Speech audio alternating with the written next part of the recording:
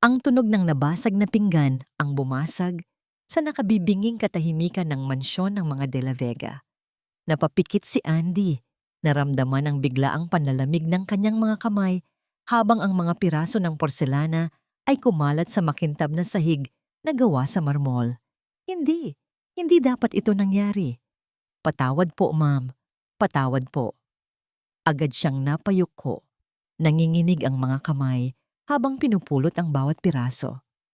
Ang pag-aalala ay tila isang malaking kamay na humihigpit sa kanyang dibdib.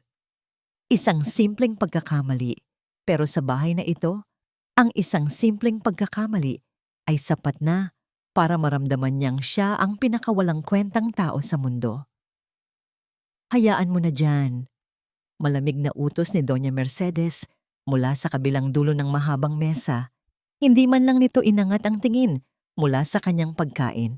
Ang boses niya ay walang emosyon, pero sapat na yon para mas lalong manginig si Andy. May mga katulong para dyan. Huwag mong ipakita sa akin ang pagiging clumsy mo. Tumango lang si Andy, hindi na nagsalita. Mabilis niyang tinawag ang isang kasambahay bago bumalik sa kanyang upuan. Nararamdaman ang mga matang nakatitig sa kanya, mga matang mapanghusga. Ilang sandali lang ang nakalipas, sinubukan niyang ibalik ang lahat sa normal. Hinanda niya ang paboritong ulam ni Victor, ang asawa niya. Adobong manok na may tamang tamis at asim. Ang luto na kinalakihan nito sa probinsya bago siya napangasawa ng nag-iisang tagapagmana ng De La Vega. Inaasahan niyang sa pamamagitan ng mga pagkaing pamilyar dito, maipaparamdam niya ang pagmamahal na hindi niya masabi sa salita. Ngunit wala si Victor. Nasa Singapore na naman para sa isang business trip, kaya ang natira sa hapagkainan ay silang dalawa lang ng kanyang biyenan sa isang lamesang masyadong malaki para sa 2 tao. Ang tanging maririnig ay ang mahinang tunog ng kanilang mga kubyertos. Kumusta ang mga magulang mo sa probinsya? Biglang tanong ni Doña Mercedes na bumasag muli sa katahimikan, bahagyang nabuhayan ng loob si Andy. Okay naman po sila, ma'am. Nagpapasalamat po sila sa mga pinadala ninyo. Tumangulang ang matanda, humigop ng sabaw. Iba talaga ang panlasa ng probinsya.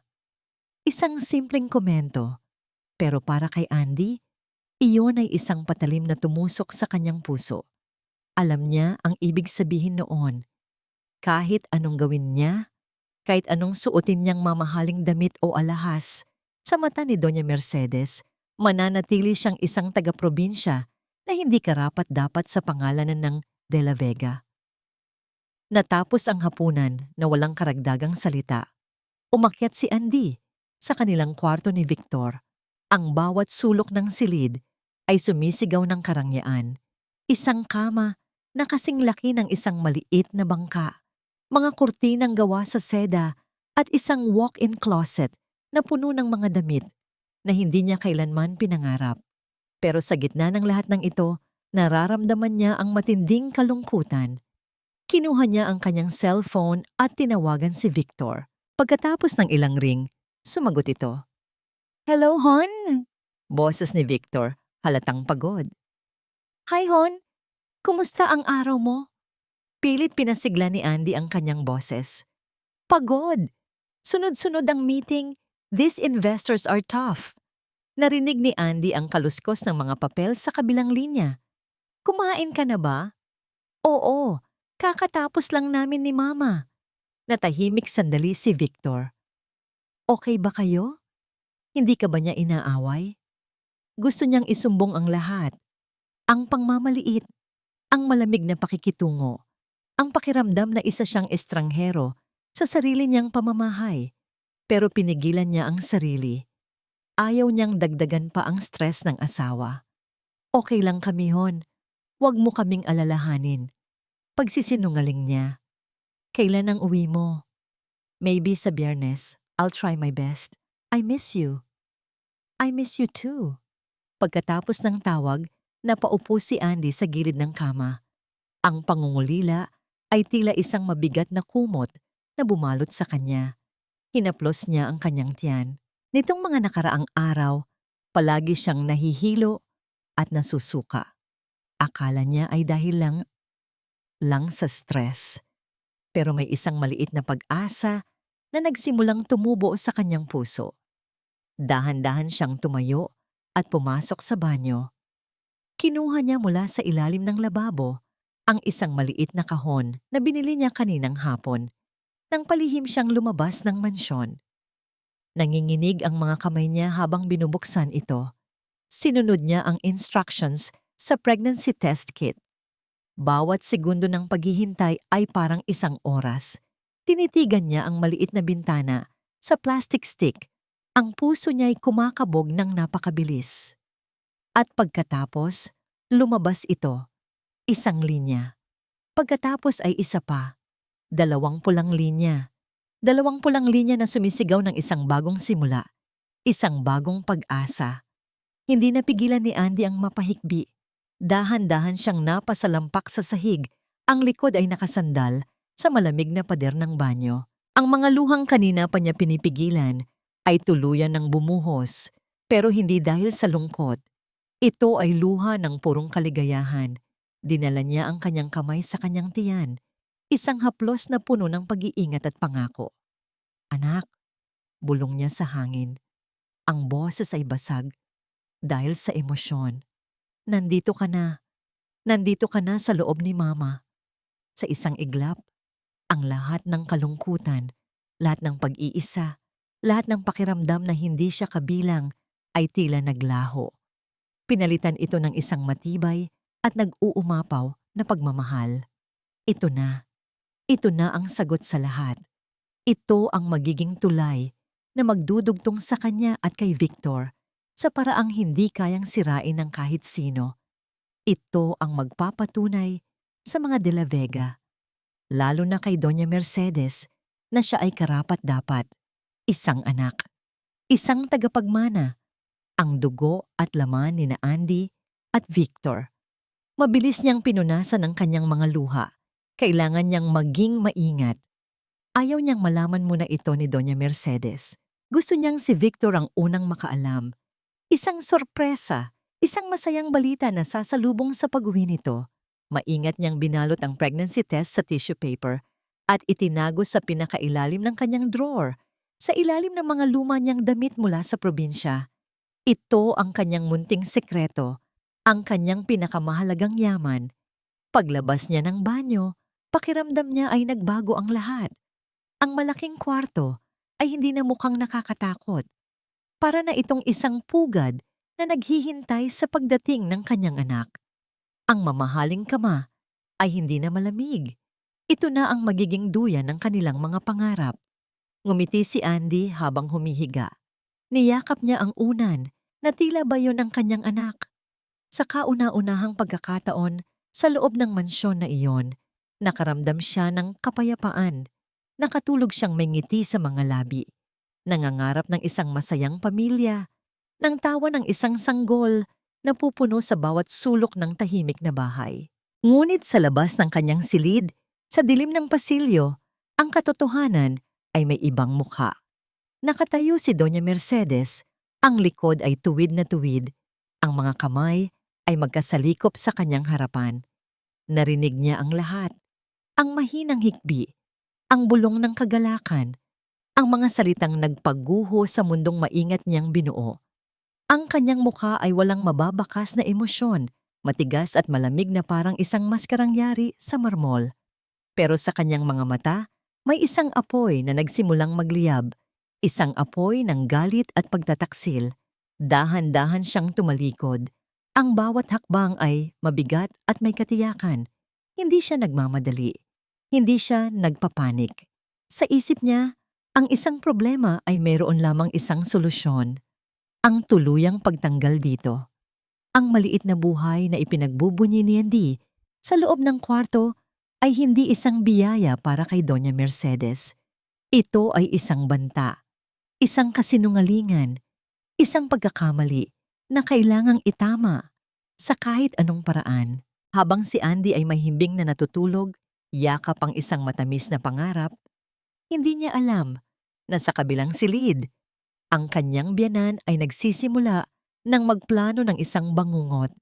Hindi niya alam na ang maliit na pag-asang iyon na kanyang kinakapitan ay siya ring magiging mitya ng pinakamadilim na kabanata ng kanyang buhay. Hindi makatulog si Doña Mercedes habang ang buong mansyon ay nababalot sa katahimikan ng gabi. Ang kanyang isip ay nagliliyab. Nakaupo siya sa kanyang engrandeng silya sa loob ng kanyang pribadong library. Isang baso ng mamahaling alak ang nasa kanyang tabi, hindi man lang nagagalaw. Ang balita ng pagbubuntis ni Andy ay hindi isang sorpresa. Ito ay isang deklarasyon ng giyera. Kinuha niya ang isang lumang picture frame mula sa kanyang mesa. Larawan ito ni Victor noong bata pa. Nakangiti at walang kamuwang-muwang. Si Victor, ang kanyang nag-iisang anak, ang kanyang kahinaan at ang kanyang pinakamalaking dahilan. May isang sikreto na tanging siya at ang kanilang pinagkakatiwalaang doktor sa Amerika ang nakakaalam. Isang sikretong itinatago niya sa loob ng maraming taon. Isang bomba na kahit kailan ay hindi niya hahayaang sumabog. Si Victor ay baog, sterile, walang kakayahang magkaanak. Isang malupit na kabalintunaan. Ang pinakamakapangyarihang pamilya sa bansa, ang may-ari ng isang malawak na imperyo, ay walang susunod na tagapagmana ng kanilang dugo. Kaya naman pumayag siya sa pagpapakasal ni Victor sa babaeng taga-probinsya. Isang hamak na si Andy Cruz. Sa isip ni Doña Mercedes, si Andy ay isang pansamantalang palamuti lamang. Isang paraan para patahimikin ang mga usisro sa lipunan. Ang plano niya ay simple. Pagkatapos ng ilang taon, gagawa siya ng kwento na si Andy ang may problema, na si Andy ang hindi magkaanak. Pagkatapos ay pipilitin niya itong makipaghiwalay at hahanapan niya si Victor ng mas karapat-dapat na asawa. At marahil ay mag-aampon sila ng isang sanggol mula sa isang kilalang pamilya para mapanatili ang kanilang reputasyon. Pero ang pagbubuntis ni Andy ay sinira ang lahat ng kanyang plano. Ang batang nasa sinapupunan nito ay hindi isang De La Vega. Ito ay isang buhay na katibayan ng pagtataksil. Isang bastardo na magdadala ng kahihiyan sa kanilang pangalan. Hindi maaari. Mariin niyang bulong sa sarili. Hindi ko hahayaang mangyari ito. Kinuha niya ang kanyang cellphone. Walang pag-aalinlangan sa kanyang mga daliri habang tinatype niya ang numero ng kanyang anak sa Singapore. Hating gabi na, pero kailangan niyang itanim ang binhi ng pagdududa ngayon din. Mama, sagot ni Victor sa kabilang linya. Ang boses ay antok na antok. May problema ba? Anak, pasensya ka na kung napatawag wag ako. Simula ni Doña Mercedes, ang boses ay puno ng pilit na pag-aalala. Hindi lang ako mapakali. Bakit po? May nangyari ba kay Andy? Hindi ko alam, Victor. Nitong mga nakaraang araw, iba siya. Palaging tulala. May mga palihim na tawag sa cellphone. Minsan, nakita ko siyang umalis mag-isa. Hindi ko gustong mag-isip ng masama, anak, pero nag-aalala ko para sa'yo. Natahimik si Victor. Narinig ni Doña Mercedes ang unti-unting pagbabago sa paghinga nito. Alam niya, gumagana na ang kanyang lason. Ano pong ibig niyong sabihin, ma? Wala, anak. Kalimutan mo na ang sinabi ko. Marahil ay pagod lang ako. Magpahinga ka na. Mag-iingat ka dyan. Ibinaba niya ang telepono bago pa man makasagot si Victor. Ngayon, ang kailangan na lang niya ay isang patunay, isang ebidensya, kahit na ito ay gawa-gawa lamang. Kinabukasan, maaga siyang umalis ng mansyon. Nagpunta siya sa isang maliit na opisina sa isang lumang gusali sa Maynila. Isang pribadong investigador ang naghihintay sa kanya. Ma'am Mercedes, bati ng lalaki. Hindi na nagpaligoy-ligoy si Doña Mercedes. Inilapag niya sa mesa ang isang litrato ni Andy na kuha noong nakaraang linggo, kung saan kasama nito ang isang pinsan na bumisita mula sa probinsya. Gusto kong tanggalin mo ang lalaking ito. Utos niya, itinuro ang pinsan ni Andy. at ilagay mo ang litrato ng ibang lalaki. Isang lalaking mukhang mayaman at kahina-hinala. Gawin mong mukhang nagde-date sila sa isang mamahaling restaurant. Inilapag din niya ang isang listahan ng mga pekeng text messages at gusto kong ipadala mo ito sa isang bagong numero sa cellphone ni Victor na parang isang concerned citizen ang nagpadala. Malinaw? Malinaw po, ma'am. Gawin mo ito nang mabilis at malinis at siguraduhin mong walang sino man ang makakaalam nito. Pagbalik niya sa mansyon, nadatnan niya ang kasambahay na si Elena na nag-aayos ng mga bulaklak sa florera. Si Elena, ang pinakamatagal na nilang katulong, saksi sa maraming sikreto ng pamilya. Elena, tawag niya. Agad na lumingon ang matandang katulong, bakas ang takot at respeto sa kanyang mukha. Po, Doña Mercedes? Lumapit si Doña Mercedes. Ang kanyang mga mata ay matalim na nakatitig dito. Sa bahay na ito, ang katapatan ay may gantimpala. Ang pagtataksil ay may kaparusahan. Nakikita mo ang lahat, naririnig mo ang lahat. Pero tandaan mo, wala kang nakita at wala kang narinig. Ang tanging alam mo lang ay kung ano ang sinasabi ko. Nanginginig na tumango si Elena. Opo, ma'am. Naiintindihan ko po. Mabuti. Lumipas ang isang araw. Gabi na nang biglang tumunog ang telepono ni Doña Mercedes. Nakarehistro ang pangalan ni Victor. Alam na niya kung tungkol saan ito. Huminga siya ng malalim bago sagutin. Inihahanda ang kanyang sarili para sa susunod na yugto ng kanyang plano. Mama, boses ni Victor sa kabilang linya, puno ng panik at hindi makapaniwala. Mama, may natanggap akong email. May mga litrato ni Andy, kasama ang ibang lalaki, at mga text messages. Mama, anong nangyayari? Napangiti si Doña Mercedes. Isang ngiting malamig, walang kagalakan, ngunit puno ng tagumpay. Ang bitag ay handa na. Ang kailangan na lang ay hintaying mahulog ang kanyang biktima. Nagsimula ang lahat sa isang tawag. Isang gabi, 2 araw matapos ang huling pag-uusap nila ni Victor, tumawag itong muli. Ngunit sa pagkakataong ito, wala na ang init at pananabik sa boses nito. Pinalitan iyon ng isang yelong lamig na hindi pa naririnig ni Andy kailanman. Nasaan ka kaninang hapon, Andy? Tanong ni Victor, diretso at walang anumang paglalambing. Nagulat si Andy. Dito lang sa bahay, hon. Bakit? Sigurado ka? Baka naman may pinuntahan ka. Baka may kinatagpo ka. Naramdaman ni Andy ang isang maliit na kirot sa kanyang dibdib. Ano bang sinasabi mo, Victor? Bakit ganyan ang tono mo? Sagutin mo na lang ang tanong ko. Bahagyang tumaas ang boses nito. Sa mga sumunod na araw, ang mga tawag ni Victor ay naging isang uri ng interogasyon. Puno ng mga tanong, puno ng pagdududa. Bawat sagot ni Andy ay sinasalubong ng katahimikan o ng isa pang akusasyon.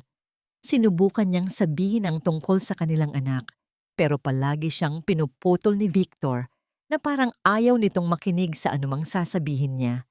Gabi-gabi, umiiyak si Andy ng tahimik. Naramdaman niya ang unti-unting pag-init ng kanyang mga mata at isa-isang pumatak ang luha sa screen ng kanyang cellphone habang tinititigan ang litrato nilang dalawa. Ano ang nangyayari? Bakit biglang nagbago ang lahat? Ang pag-asang kanyang pinanghahawakan ay unti-unting nabibitawan. Isang gabi, bumuhos ang isang malakas na ulan na sinabayan ng nakakabinging kulog at matatalim na kidlat. Ang buong kalangitan ng Makati ay tila nagagalit, katulad ng nararamdaman niya sa loob. Habang nakaupo siya sa kama at yakap ang kanyang mga tuhod, isang katulong ang kumatok. Mamandi, pinapatawag po kayo ni Doña Mercedes sa kanyang silid. Kinabahan si Andy. Bihira siyang ipatawag ng biyanan sa personal na espasyo nito. Dahan-dahan siyang tumayo. Hinaplos ang kanyang tiyan na hindi pa gaanong halata, na para bang humuhugot ng lakas mula sa munting buhay sa loob niya. Ang silid ni Doña Mercedes ay malawak at marangya, pero kulang sa init. Ang lahat ay nasa perpektong ayos, malamig at walang buhay. Nakaupo ang matanda sa kanyang silya, nakatingin sa labas ng bintana, kung saan humahampas ang malakas na ulan. "Maupo ka," sabi nito nang hindi lumilingon. Sumunod si Andy, naupo sa gilid ng isang antigong sofa. Ang bawat dagundong ng kulog sa labas ay kasabay ng malakas na kabog ng kanyang dibdib. Dahan-dahang lumingon si Doña Mercedes. Sa kanyang mga mata, wala ni katiting na emosyon. Kumuha ito ng isang brown envelope mula sa kanyang mesa at marahang inilapag sa harapan ni Andy. "Tingnan mo," utos niya. Nanginginig ang mga kamay ni Andy habang binubuksan ang envelope. Ang laman nito ay mga litrato. Mga litrato niya. Sa una, litrato niya na naglalakad sa isang mall. Sa pangalawa, litrato niya na nakaupo sa isang coffee shop. At sa panghuli, nanlaki ang kanyang mga mata. Litrato niya na may kasamang isang lalaki. Nakaupong magkaharap sa isang mamahaling restaurant. Ang kanilang mga ulo ay magkalapit na para bang may ibinubulong sa isa't isa. Hindi. Hindi totoo yan. Halos pabulong na, sabi ni Andy. Ang kanyang boses ay nanginginig. "Hindi ko kilala ang lalaking yan. Ito ay gawa-gawa lang." "Gawa-gawa?" tanong ni Doña Mercedes. Ang boses ay kalmado pa rin. "Iyan ang mga litratong natanggap ni Victor. Iyan ang dahilan kung bakit siya nagkakaganyan. Iyan ang dahilan kung bakit nasisira ang buhay ng anak ko. Pero kasinungalingan po ito. Maniwala kayo sa akin." Pagmamakaawa ni Andy, ang mga luha ay nagsisimula nang mamuo sa kanyang mga mata. Tumayo si Doña Mercedes at lumapit sa kanya. Hindi ito sumigaw, hindi ito nagalit. Ang ginawa nito ay mas malala pa. Lumuhod ito sa harapan ni Yesiko, hinawakan ang kanyang mga kamay at tinitigan siya ng diretso sa mata. "Andy, nakikita ko ang takot sa iyong mga mata." Malumanay na sabi nito, na lalong nagbigay ng kilabot kay Andy. "Alam kong nalilito ka, pero ang reputasyon ng pamilyang ito, ang kinabukasan ni Victor, iyon ang pinakamahalaga sa lahat.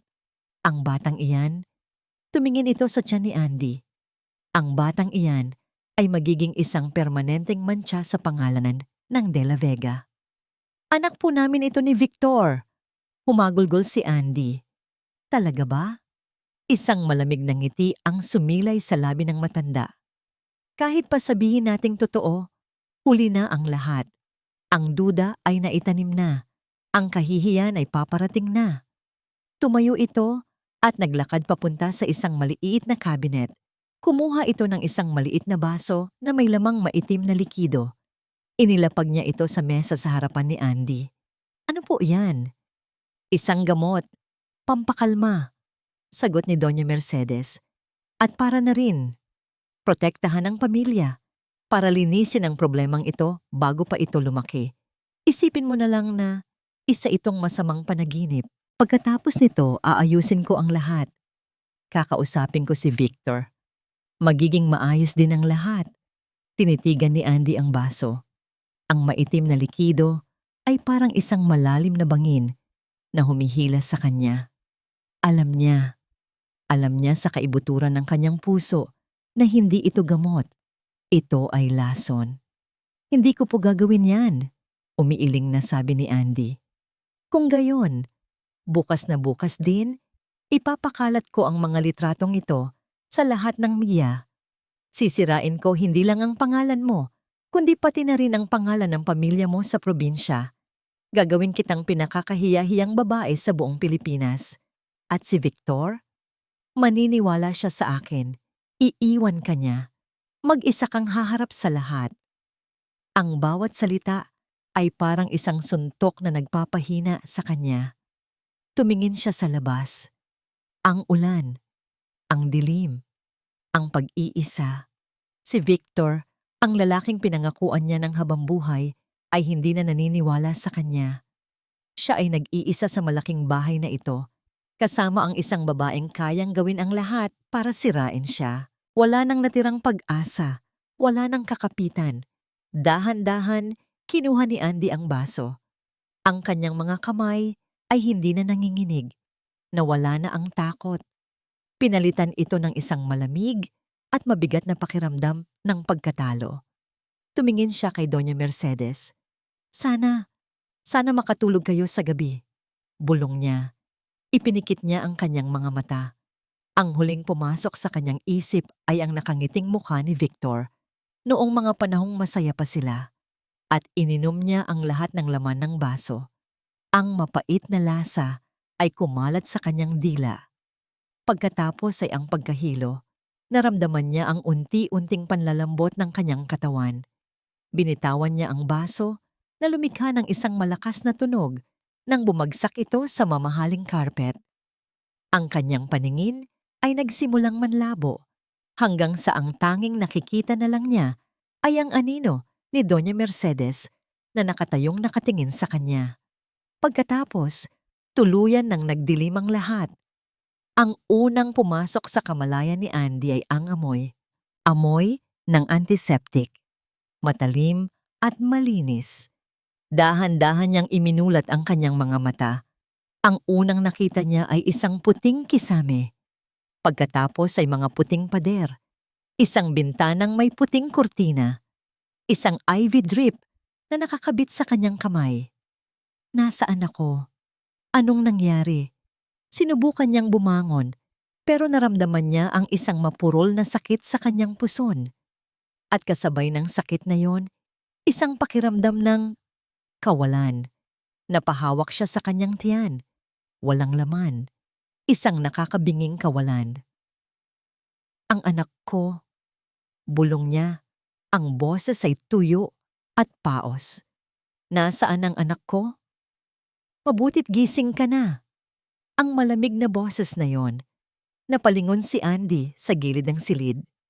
Nakaupo doon si Doña Mercedes, perpekto ang ayos, walang mababakas na anumang emosyon sa mukha. Sa tabi nito ay isang lalaking nakasuit at may dalang itim na briefcase. Anong ginawa ninyo sa anak ko? Tanong ni Andy. Nararamdaman ang pag-akyat ng panik sa kanyang dibdib. Ngumiti si Doña Mercedes. Isang ngiting kasing lamig ng hangin mula sa aircon ng silid. Nagkaroon ka ng stress-induced miscarriage, Andy. Nakunan ka. Masyadong dinamdam ng katawan mo ang lahat ng nangyari. Hindi. Umiling-iling si Andy. Ang mga luha ay nagsimulang dumaloy sa kanyang mga pisngi. Hindi totoo yan. Pinainom na ako. May pinainom kayo sa akin. Walang maniniwala sa'yo.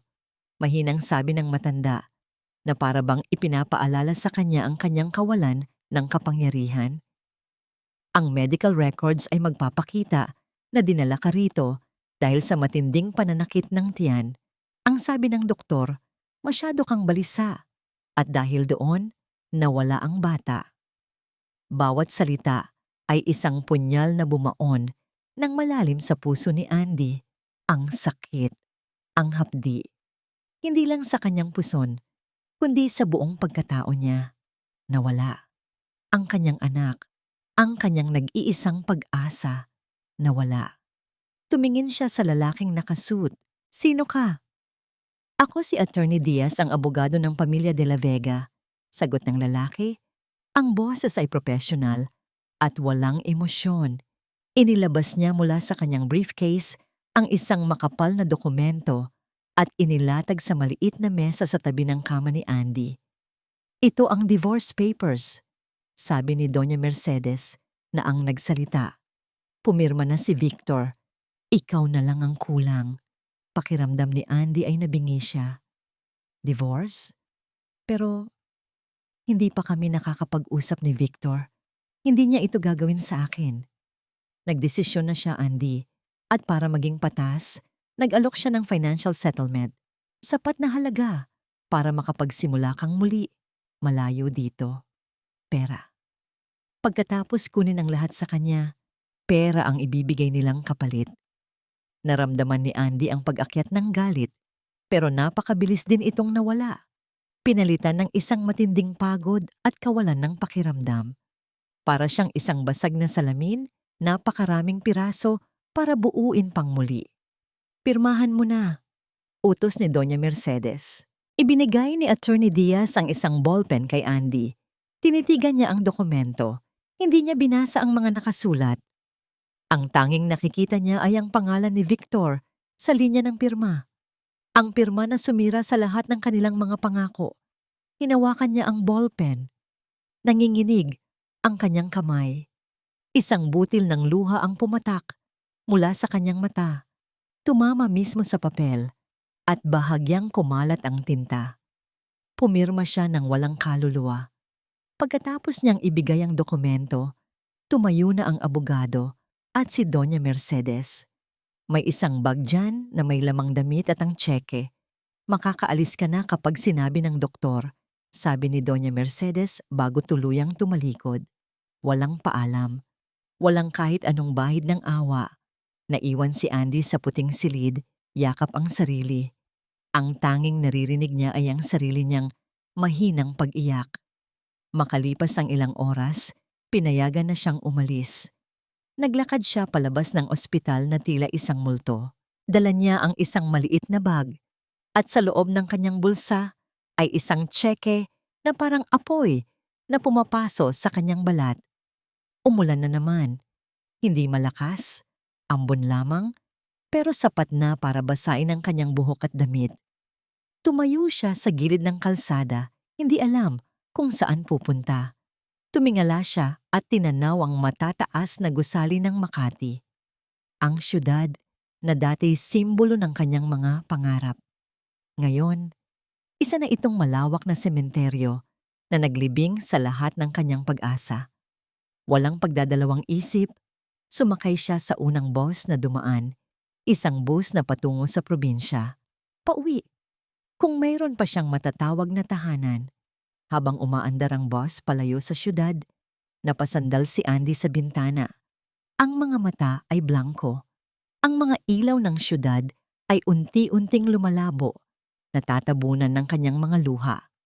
Sa kanyang tabi, isang pasahero ang nagbabasa ng balita sa cellphone nito. Hindi sinasadyang napatingin si Andy sa screen at ang mga salitang nakita niya ay ang huling patak na umapaw sa kanyang pagtitiis. Isang malaking headline mula sa isang sikat na society news website. De La Vega Air Victor and wife Andy Cruz. Naghiwalay na irreconcilable differences, tinukoy na dahilan ng maikling pagsasama. Irreconcilable differences. Napatakip si Andy sa kanyang bibig para pigilan ang isang hikbi. Ganoon lang pala kadali iyon.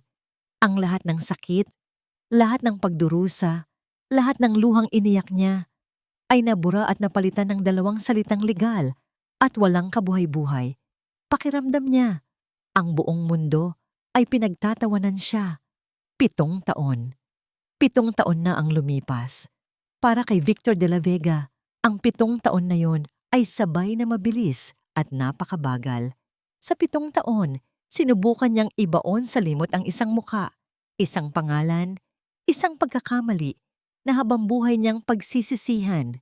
Naging CEO siya ng De La Vega Corporation. Ikinasal siyang muli sa isang babaeng pinili ng kanyang ina. Isang babaeng mula sa isang pamilyang kasing yaman at kasing poderoso nila. Ngunit ang pagsasama nila ay malamig, walang anak, at mas mukha pang business merger kaysa isang tunay na kasal. Sa sandaling ito, nakaupo si Victor sa dulo ng isang mahabang lamesa sa loob ng kanilang boardroom.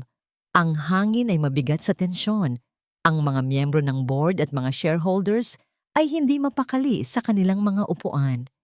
Ang mga numero sa malaking screen sa harapan nila ay hindi nagsisinungaling. Bumabagsak ang kita, nalulugi ang kumpanya, at may mas malaki silang problema. Isang anino na unti-unting lumalamon sa kanila. Ang Golden Phoenix Investment Group, sabi ni Victor, sinisikap na panatilihing kalmado ang kanyang boses. Patuloy silang bumibili ng ating mga stocks sa merkado. Kung magpapatuloy ito, sa loob ng ilang buwan, sila na ang magiging may-ari ng mayorya ng kumpanyang ito. Isang matandang board member ang umubo. At sino ang nasa likod ng Golden Phoenix na ito? Ni hindi man lang natin sila kilala. Para silang multo. Bago pa man makasagot si Victor, ang kanyang ina, si Doña Mercedes na nakaupo sa kanyang kanan, ang nagsalita. Ang kanyang boses, kahit sa edad na 60, ay matatag at puno pa rin ng awtoridad. Huwag kayong mag-alala. Hindi ko hahayaang mapunta sa kamay ng mga estranghero ang pinaghirapan ng pamilya de la Vega. Ngunit sa ilalim ng mesa, nakita ni Victor ang mahigpit na pagkuyom ng kamay ng kanyang ina. Alam niyang kahit ito ay kinakabahan na. Biglang bumukas ang malaking pinto ng boardroom. Isang assistant ang pumasok, yumuko, at bumulong kay Victor. "Sir, narito na po sila." "Sino?" "Ang mga kinatawan mula sa Golden Phoenix. Hinihiling po nila na makausap ang board." Isang nakabibinging katahimikan ang bumalot sa silid. Lahat ng mga mata ay napatingin kay Victor, naghihintay ng kanyang desisyon. Tumingin siya sa kanyang ina. Isang bahagyang tango lang mula rito ang kanyang kailangan. Tumango si Doña Mercedes. "Papasukin sila," utos ni Victor. Humanda ang lahat. Inayos nila ang kanilang mga damit, umupo ng tuwid. Inihahanda ang kanilang mga sarili sa pakikipaglaban. Ang pinto ay muling bumukas. Ang unang pumasok ay dalawang lalaking naka-corporate suit. Sumunod ay isang babaeng assistant. At sa huli, pumasok ang kanilang pinuno. Ang tunog ng kanyang mga takong na tumatama sa sahig na gawa sa marmol ay tila isang martilyong pumupukpok sa bawat puso sa loob ng silid. Mahaba ang kanyang buhok, itim at alon-alon. Nakasuot siya ng isang perpektong puting business suit na nagpapatingkad sa kanyang figura. Ang kanyang paglalakad ay puno ng kumpiyansa, ang kanyang ulo ay taas noo. Huminto siya sa gitna ng silid at dahan-dahan, inangat niya ang kanyang tingin. Sa sandaling iyon, para kay Victor, tila huminto ang pag-ikot ng mundo niya. Ang hangin ay tila ninakaw mula sa kanyang mga baga. Ang mga papel na hawak niya ay nahulog mula sa kanyang nanginginig na kamay. Ang mga boses sa paligid niya ay nawala. Ang mukhang iyon, mas tumanda ng 7 taon, mas pumayat, pero mas gumanda ng 100 beses. Ang mga matang dati puno ng pagmamahal at pag-asa ay ngayon ay matalim, malamig, at walang mababakas na anumang emosyon. Sa tabi niya, narinig niya ang isang mahinang, pigil na paghinga mula sa kanyang ina. Kahit si Doña Mercedes ay natigilan, ang babae ay ngumiti. Ngunit ang ngiti ay hindi umabot sa kanyang mga mata. "Magandang umaga, Mr. De La Vega, Mrs. De La Vega," sabi niya. Ang kanyang boses ay kalmado, professional, at nakakakilabot sa pagiging pamilyar. "Ako si Andy Cruz, ang bagong Chief Financial Officer ng Golden Phoenix Investment Group.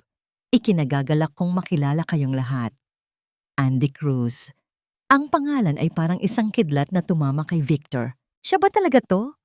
Ang babaeng itinaboy niya, ang babaeng sinaktan niya ng walang awa? Ngayon ay nasa harapan niya, hindi bilang isang biktimang umiiyak, kundi bilang isang reyna na handang kunin ang kanyang kaharian. Hindi makapagsalita si Victor. Nanuyo ang kanyang lalamunan. Ang pagsisisi, ang gulat, ang hiya, lahat ay nagsama-sama. Lumikha ng isang malaking buhol sa kanyang dibdib. Nagpatuloy si Andy na parang hindi man lang siya naapektuhan. Naglakad siya papunta sa bakanteng upuan sa kabilang dulo ng mesa, diretsong katapat ni Victor.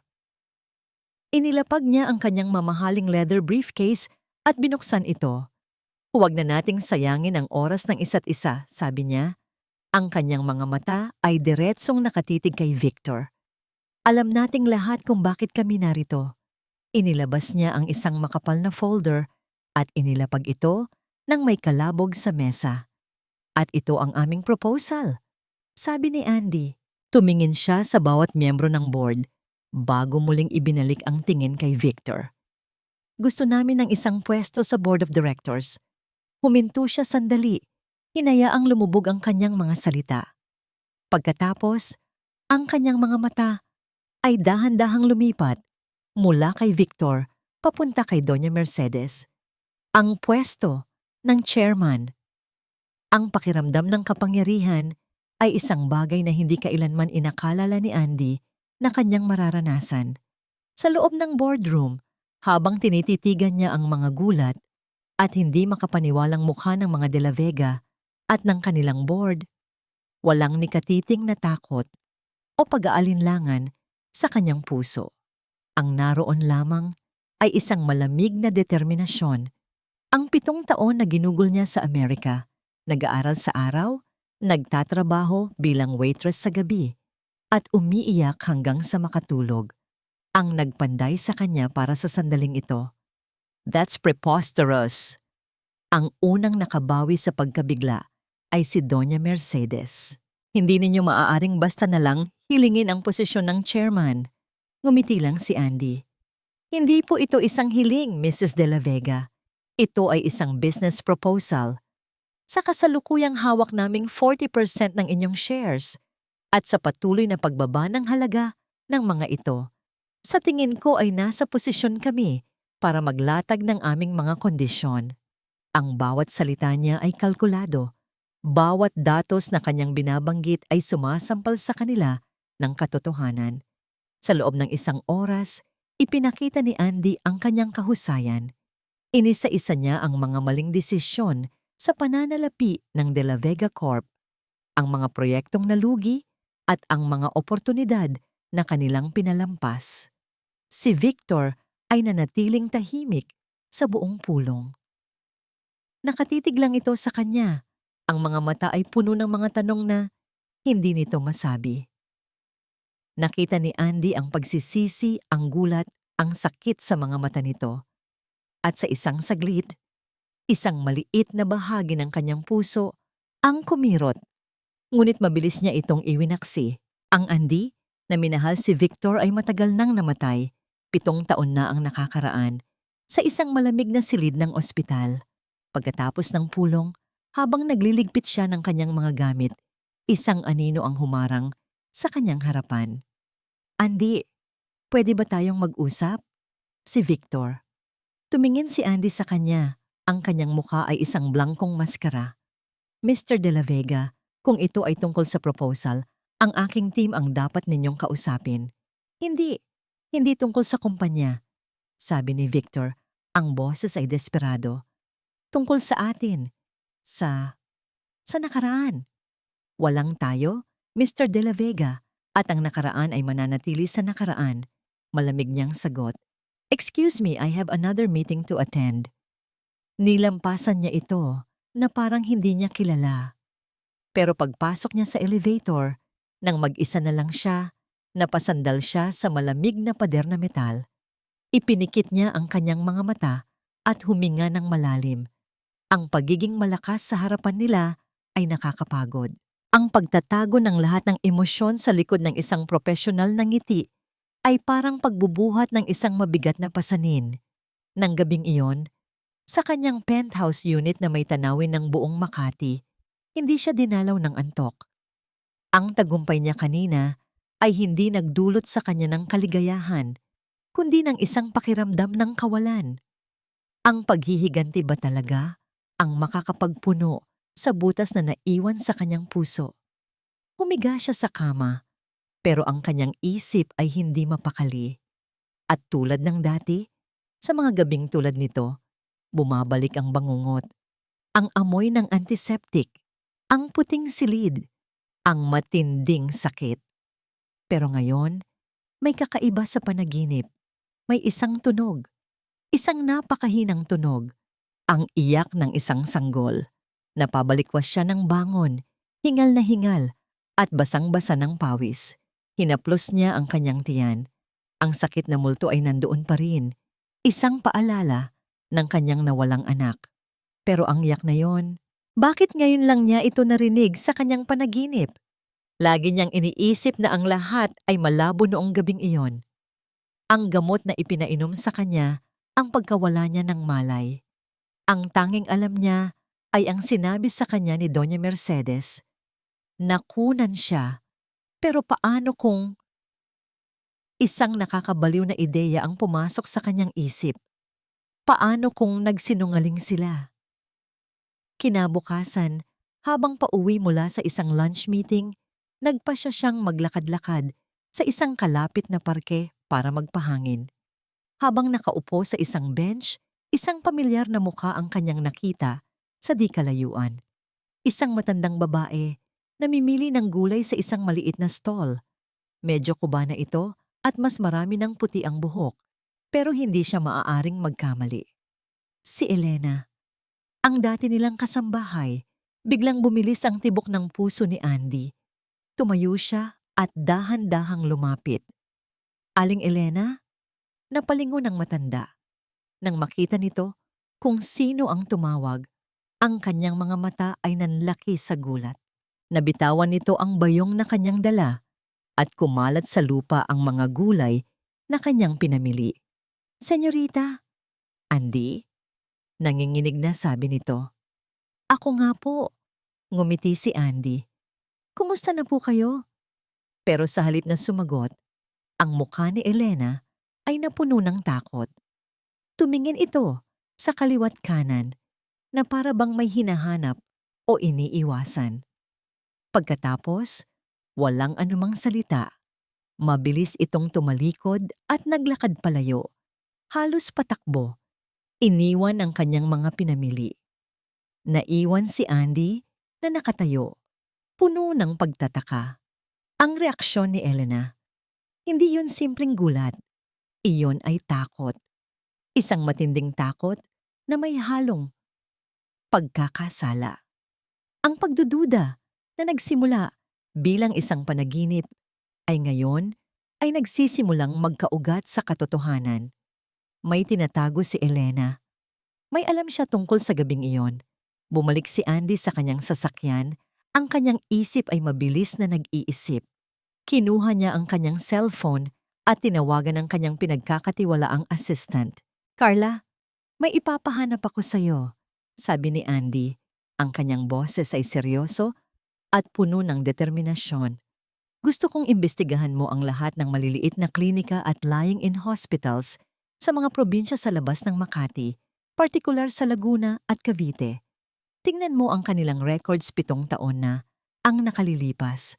Hanapin mo ang anumang kahina-hinalang transaksyon sa pananalapi mula sa mga bank account ng pamilya De La Vega na konektado sa mga lugar na yon.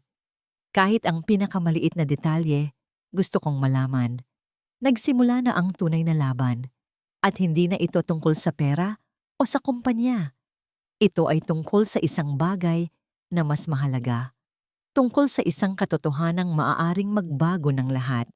Ang imahe ni Andy sa boardroom, malamig, makapangyarihan, at hindi maabot, ay parang isang multo na sumusunod kay Victor kahit saan siya magpunta. Sa gabi, hindi siya makatulog. Sa araw, hindi siya makapag-focus sa trabaho. Ang pagsisisi ay isang laso na unti-unting kumakain sa kanyang kaluluwa.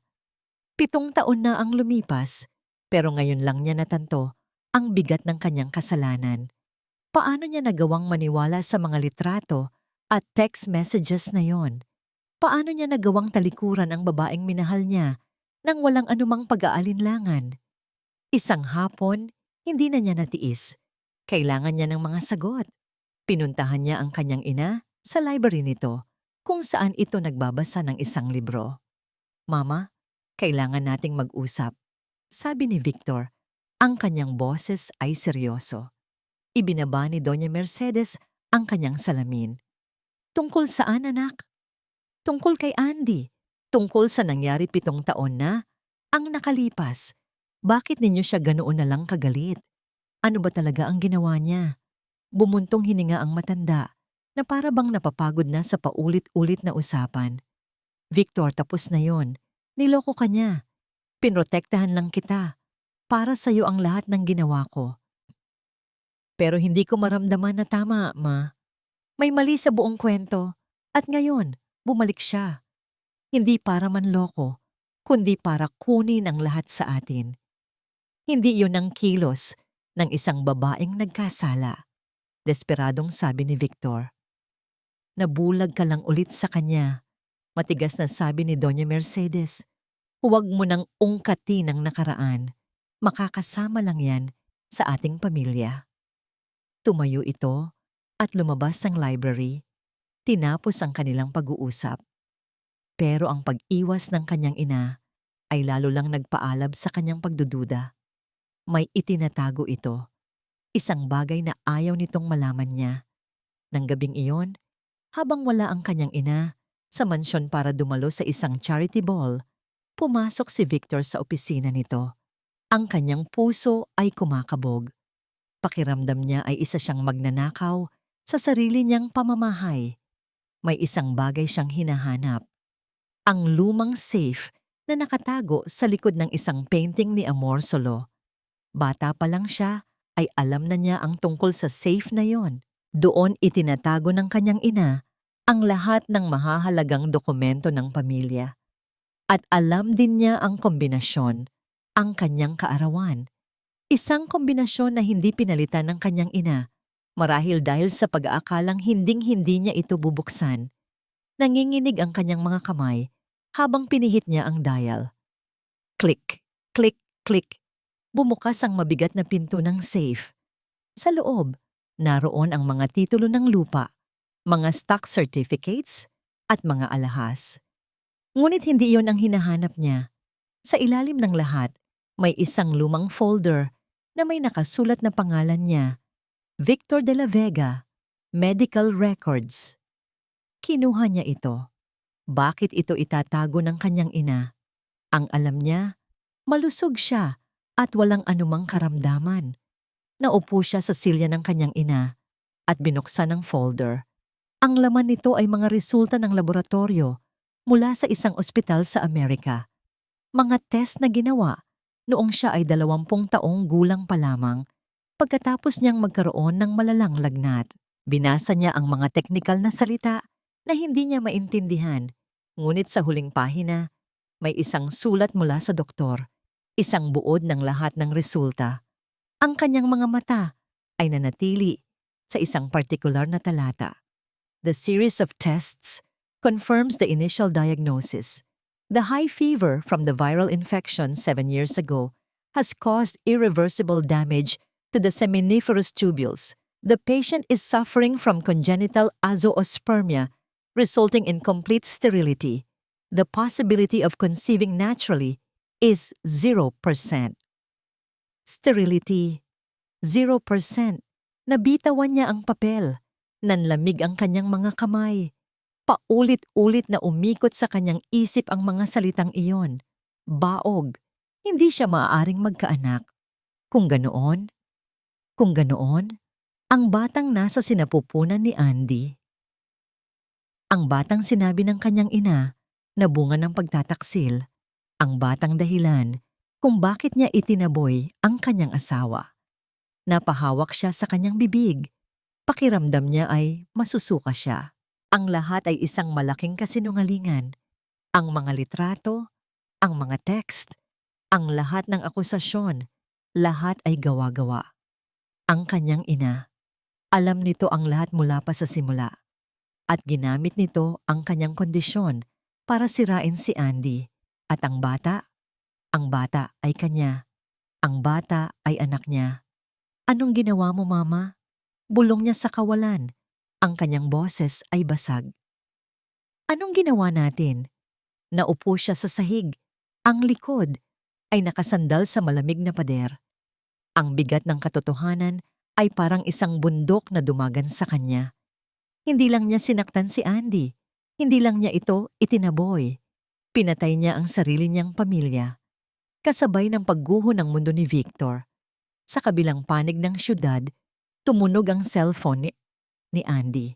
Ma'am, may nahanap na ako. Sabi ng kanyang assistant na si Carla. Sa kabilang linya, ang boses ay puno ng pananabik. Ano yon, Carla? Isang malaking cash withdrawal mula sa personal account ni Doña Mercedes de la Vega, 7 taon na ang nakakaraan. Eksaktong petsa kung kailan ka nawalan ng malay. Ang pera ay idineposito sa bank account ng isang maliit na lying-in clinic sa Laguna na matagal nang sarado. Napatayo si Andy. Ang kanyang puso ay nagsimulang kumabog ng napakabilis. At may isa pa po, ma'am, dagdag ni Carla. Nahanap ko ang public records. May isang birth certificate. Walang pangalan ng ama at ang pangalan ng ina ay nakasulat bilang confidential. Pero ang petsa ng kapanganakan. Ma'am, halos eksaktong 8 buwan pagkatapos ng gabing iyon. Ang bawat salita ni Carla ay parang kuryenteng dumaloy sa buong katawan ni Andy. Isang birth certificate, isang klinika sa Laguna. Totoo nga, ang bangungot niya ay totoo. Ang mahinang iyak ng sanggol sa kanyang panaginip ay hindi isang ilusyon. Ito ay isang alaala. Carla, ibigay mo sa akin ang lahat ng detalye, sabi ni Andy. Ang kanyang boses ay nanginginig ngunit puno ng determinasyon. Ang pangalan ng klinika, ang address, kahit anong impormasyon na mahahanap mo tungkol sa may-ari nito. Sa loob ng 1 oras, nasa kamay na ni Andy ang lahat. Ang klinika ay matagal nang nagsara, 1 taon lamang pagkatapos ng gabing iyon.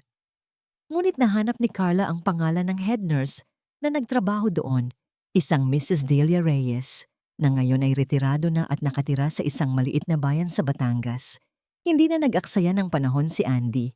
Kinabukasan, bago pa man sumikat ang araw, nagmamaneho na siya papunta sa Batangas.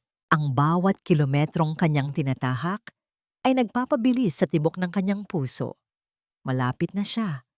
Pagkatapos ng 7 taon ng pag-aakalang nawala ang lahat, ngayon ay may isang maliit na liwanag sa dulo ng madilim na lagusan. Nahanap niya ang bahay ni Mrs. Reyes, isang simpleng bahay na napapaligiran ng mga halaman. Isang matandang babae ang nagdidilig ng mga ito. Mrs. Delia Reyes, tanong ni Andy. Napalingon ang matanda. Baka sa mukha nito ang pagtataka. Ako nga. Sino po sila? Ako po si Andy Cruz. Sa pagbanggit pa lang ng kanyang pangalan, nakita ni Andy ang pagbabago sa mukha ng matanda. Ang pagtataka ay napalitan ng gulat at pagkatapos ay ng takot. Ito na ang kumpirmasyong kailangan niya. Wala akong alam sa sinasabi mo. Mabilis na sabi ni Mrs. Reyes, tatalikod na sana. Sandali lang po. Pigil ni Andy, ang kanyang boses ay malumanay, ngunit may diin. Hindi po ako naparito para manakit. Naparito po ako dahil isa akong ina na naghahanap sa kanyang anak. Ang salitang ina ay tila tumagos sa puso ng matandang nurse. Huminto ito sa paglalakad. Alam ko po ang tungkol sa pera na binayad sa inyo ni Doña Mercedes, pagpapatuloy ni Andy. Pero hindi po pera ang habol ko. Ang gusto ko lang malaman ay ang katotohanan. Nasaan po ang anak ko? Buhay pa ba siya? Pakiusap, tulungan ninyo ako. Nakita ni Andy ang paglaban sa kalooban ng matanda. Ang takot sa mga De La Vega ay malalim pa rin. Nagpasya si Andy na subukan ng isang huling pagkakataon. May anak din po ba kayo, Mrs. Reyes? Mga apo? Tumango ang matanda. Ang mga mata ay nagsimulang mamasa-masa. Kung ang isa sa kanila ay kinuha mula sa inyo, ano po ang gagawin ninyo? Hindi po ba ninyo gagawin ang lahat para mahanap siya? Iyon ang mga salitang bumasag sa pader na matagal nang itinayo ni Mrs. Reyes. Napahagulgol ito. Patawarin mo ako, Hija. Patawarin mo ako. Dinala siya nito sa loob ng bahay, sa isang maliit na simbahan sa kanilang baryo. Doon sa harap ng altar, ikinuwento nito ang lahat. Isang malusog na batang lalaki ang isinilang mo. Umiiyak na. Sabi ni Mrs. Reyes, napakagwapo niya. Pagkatapos mo siyang isilang, kinuha kaagad siya ng mga tauhan ni Doña Mercedes. Sinabi nila sa akin na kung magkakamali ako, hindi lang trabaho ang mawawala sa akin. Binalaan nila ako. Saan nila dinala ang anak ko? Tanong ni Andy. Ang kanyang lalamunan ay tila may nakabara. Ang tanging narinig ko ay dinala nila siya sa isang ampunan, ang Bahay Pag-asa sa probinsya ng Quezon. Bahay Pag-asa. Nagpasalamat si Andy kay Mrs. Reyes, sinigurong hindi niya ito idadamay. Pagkatapos, muli siyang sumakay sa kanyang kotse. Quezon. Mas malayo, pero hindi na mahalaga iyon. Ang biyahe papuntang Quezon ay ang pinakamahabang biyahe sa buhay ni Andy. Bawat minuto ay puno ng pag-asa at takot. Paano kung iba na ang pangalan niya? Paano kung inampun na siya ng iba? Nang marating niya ang Bahay Pag-asa, isang lumang gusali, ngunit malinis at puno ng mga halaman, isang madre ang sumalubong sa kanya. Ipinakilala ni Andy ang sarili at ipinaliwanag ang kanyang sitwasyon. Ang madre, si Sister Agnes, ay mabait at maunawain. Dinala siya nito sa opisina. Mayroon nga kaming isang bata na dumating dito 7 taon na ang nakalilipas, sabi ng madre habang binubuklat ang isang lumang logbook. Isang bagong silang na sanggol. Iniwan siya sa aming gate. Walang anumang dokumento. Pinangalanan namin siyang Marco. Marco. Inilabas ni Sister Agnes ang isang photo album. Ito ang mga bata dito sa ampunan. Nanginginig ang mga kamay ni Andy habang tinatanggap ang album. Dahan-dahan niyang binuklat ang bawat pahina. Ang bawat litrato ng bata ay nagpapakaba sa kanya. At pagkatapos, sa isang pahina, nakita niya ito. Isang litrato ng isang batang lalaki, mga 7 taong gulang, nakangiti, habang hawak ang isang bola. Ang kanyang buhok ay katulad ng kay Victor, pero ang kanyang mga mata, ang mga matang yon ay katulad ng sa kanya. Napahawak si Andy sa kanyang bibig. Ang mga luhang kanyang pinigilan sa loob ng 7 taon ay biglang bumuhos na parang isang sirang dam. Ito siya. Walang duda. Ito ang kanyang anak. Siya si Marco? Tanong niya sa madre. Ang boses ay halos hindi marinig. Oo, siya si Marco? Nakangiting sabi ni Sister Agnes. Isang mabait at matalinong bata. Nasaan po siya ngayon? Nasa eskwelahan pa. Mamayang hapon pa ang uwi niya. Sa sandaling iyon, ang tanging gusto ni Andy ay manatili doon at hintayin siya. Gusto niyang yakapin ang kanyang anak, amuyin ang kanyang buhok, at sabihin dito kung gaano niya ito kamahal. Pero alam niyang hindi pa maaari. Kailangan muna niyang ayusin ang lahat. Kailangan muna niyang harapin ang mga taong kumuha sa kanya. Habang pauwi si Andy sa Maynila, dala ang litrato ng kanyang anak, ang kanyang puso ay puno ng halo-halong emosyon. Isang nag-uumapaw na saya at isang nagngangalit na galit. Ngunit pagdating niya sa lobby ng kanyang opisina, isang tao ang naghihintay sa kanya, si Victor. Mukha itong haggard, hindi nakatulog, at puno ng desperasyon. Nang makita siya nito, mabilis itong lumapit. Walang pag-aalinlangan, lumuhod ito sa kanyang harapan, sa gitna ng maraming tao sa lobby. Andy, sabi ni Victor, ang kanyang boses ay basag at puno ng pagsisisi. Alam ko na ang lahat, tungkol sa pagiging baog ko, at tungkol sa anak natin. Pakiusap, Andy, patawarin mo ako. Hayaan mo akong itama ang lahat ng pagkakamali ko. Tinitigan siya ni Andy mula sa itaas. Ang litrato ng kanilang anak ay mahigpit na hawak sa kanyang kamay. Ang kanyang mukha ay hindi na blangko. Ngayon, ang nakikita ni Victor dito ay isang malamig at matigas na galit. Ang araw ng annual stockholders meeting ng De La Vega Corporation ay palaging isang engranding kaganapan. Ngunit ngayon, ang hangin sa loob ng grand ballroom ng isang 5-star hotel ay hindi puno ng pagdiriwang, kundi ng takot at pag-aalinlangan. Alam ng lahat na ito ang araw ng paghuhukom. Nakaupo si Victor sa tabi ng kanyang ina sa entablado, sa harap ng daan-daang shareholders, miyembro ng media at mga maimpluwensyang tao sa mundo ng negosyo. Mula sa kanyang kinauupuan, kitang-kita niya si Andy. Nakaupo ito sa unahan, sa tabi ng kanyang mga abogado, kalmado at composed, para siyang isang reyna na naghihintay sa kanyang koronasyon. Sa loob ng ilang araw, mula noong lumuhod at siya, sa harapan ni Andy, sinubukan niyang kausapin ito, ngunit hindi siya nito pinagbigyan. Alam niya, wala nang personal na usapan. Ang laban na ito ay kailangang matapos sa harap ng lahat. Ang kanyang ina, si Doña Mercedes, ang unang tumayo para magsalita. Suot ang kanyang pinakamahal na damit at alahas. Sinubukan niyang gamitin ang kanyang impluensya at awtoridad para kontrolin ang sitwasyon. My dear friends, shareholders, alam kong marami sa inyo ang nababahala sa mga ginagawa ng Golden Phoenix Investment Group. Simula niya, ang kanyang boses ay matatag. Gusto nilang agawin ang kumpanyang binuo ng aming pamilya mula sa dugo at pawis, at sino ang kanilang ginagamit para gawin ito. Tumingin siya ng diretso kay Andy. Isang babaeng may mapait na nakaraan, isang babaeng puno ng galit at paghihiganti, isang oportunista na gagamitin ang lahat para makuha ang gusto niya. Huwag kayong palilinlang sa kanya. Ilang shareholders ang nagbulungan. May iilang pumalakpak. Pakiramdam ni Victor ay nasusuka siya. Ang kanyang ina, kahit sa huling sandali, ay kasinungalingan pa rin ang ginagamit na sandata. Pagkatapos ng talumpati ni Doña Mercedes, si Andy naman ang tinawag sa entablado. Naglakad siya ng may kumpiyansa. Walang papel na dala. Tumingin siya sa lahat at sa huli.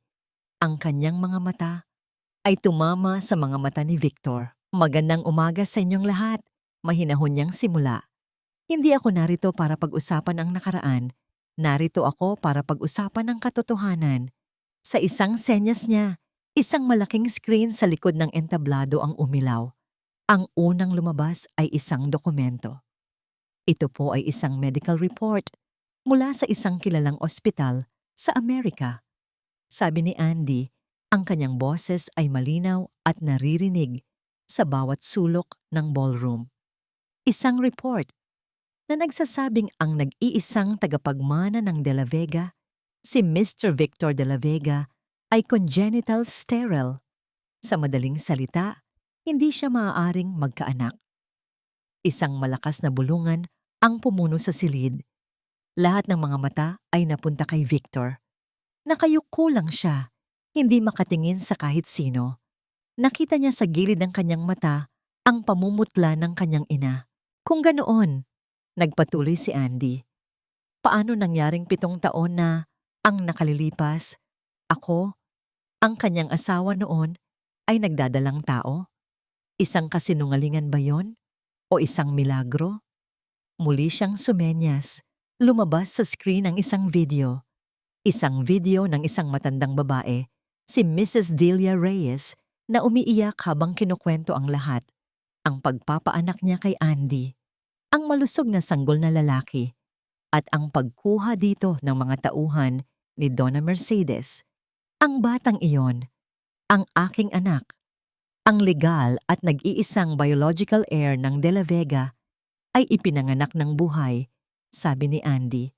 Ang kanyang boses ay nagsimulang manginig sa pigil na emosyon, ngunit siya ay ninakaw mula sa akin. Itinago at pinalabas na ako ay isang masamang babae na nagtaksil sa aking asawa para lamang maitago ang katotohanang baog, ang kanilang tagapagmana. Ang bulungan ay naging isang malakas na kaguluhan. Ang mga kamera ng media ay walang tigil sa pag-flash. Si Doña Mercedes ay napahawak sa kanyang dibdib. Hirap na huminga. Iyan ay isang kasinungalingan. Bayad ang babaeng iyan. Sigaw niya, ngunit ang kanyang boses ay mahina na at walang kapangyarihan. Ito na. Alam ni Victor na ito na ang sandali. Ang sandali para pumili sa pagitan ng kasinungalingan na kanyang kinagisnan at sa masakit na katotohanan na kailangan niyang panindigan. Dahan-dahan siyang tumayo. Lahat ay natahimik. Lumakad siya papunta sa mikropono sa gitna ng entablado. Nilampasan si Andy. Tumingin siya sa daan-daang mukha na nakatingin sa kanya.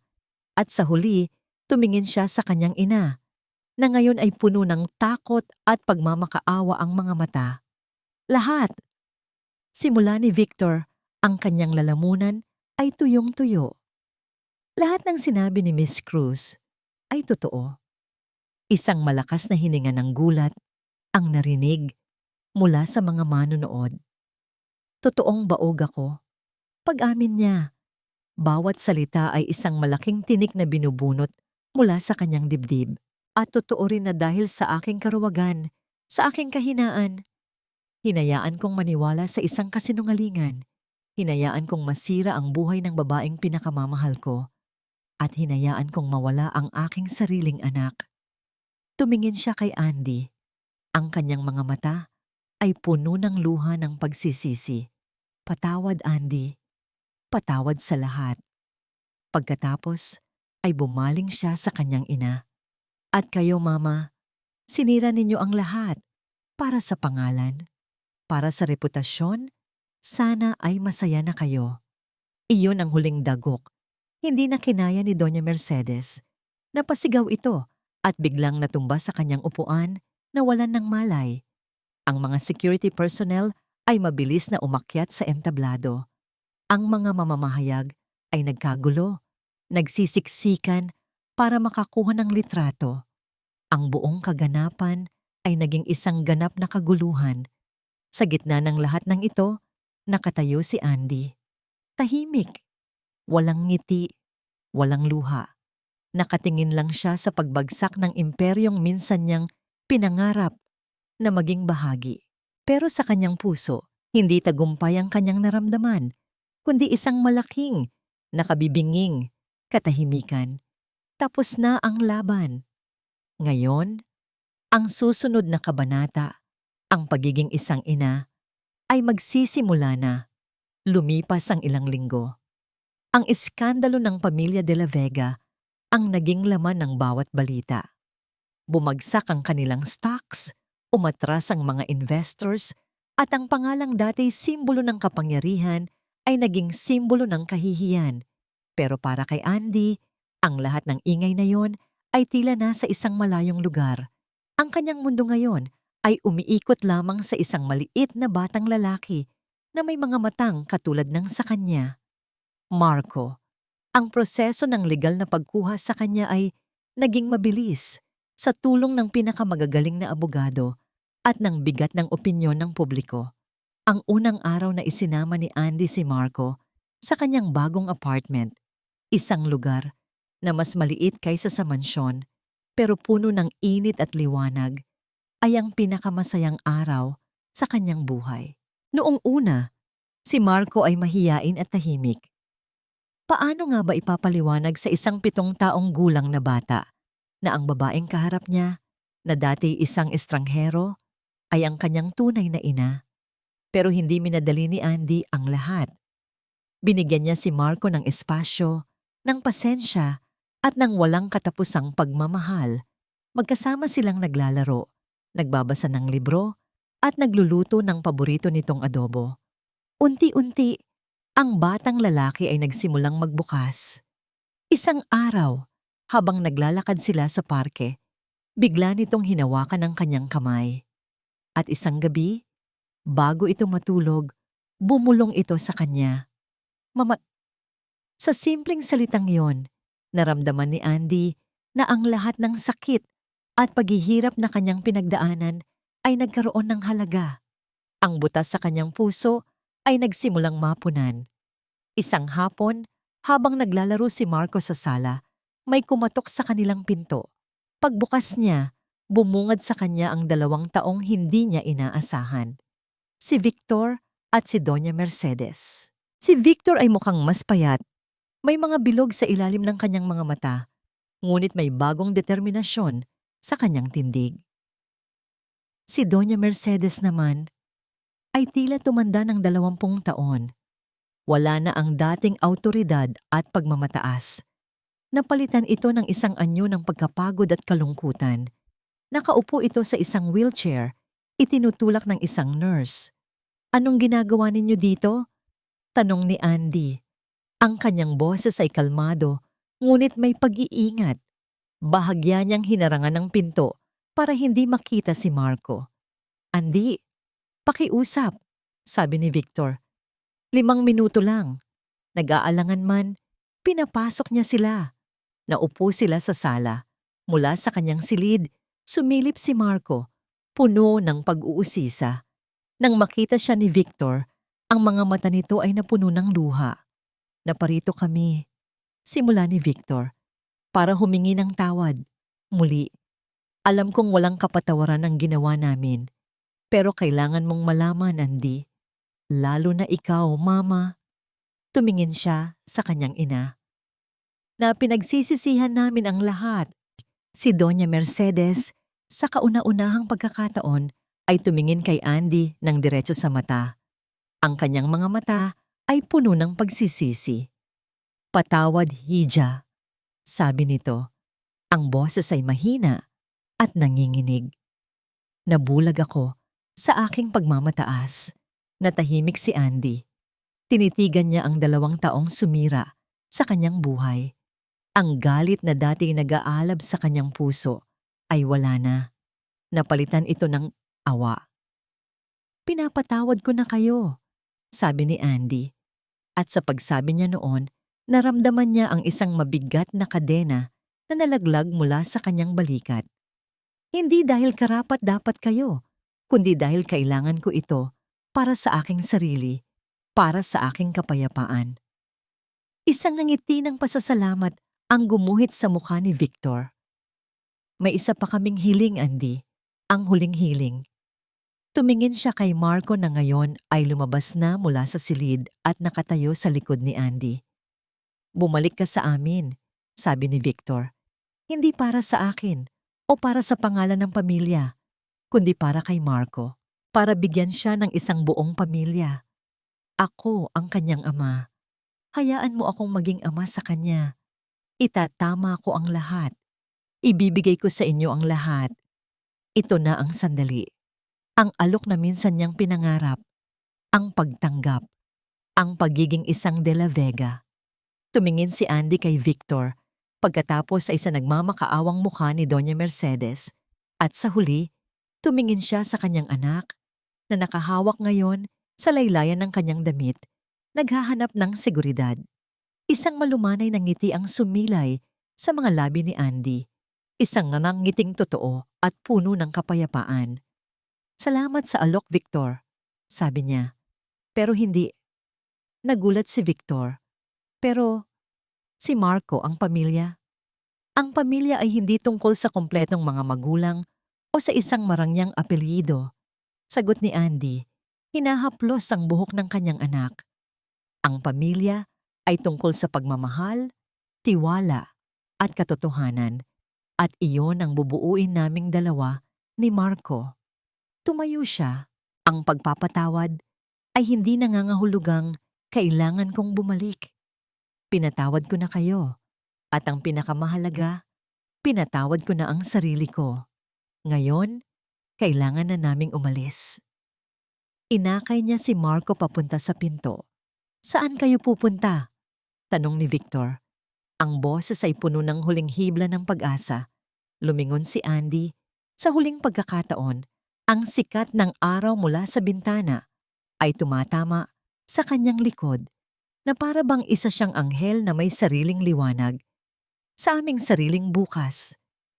Hinawakan niya ng mahigpit ang kamay ng kanyang anak at magkasama silang lumabas ng pinto. Iniwan ang mga anino ng nakaraan. Hindi na siya lumingon pa.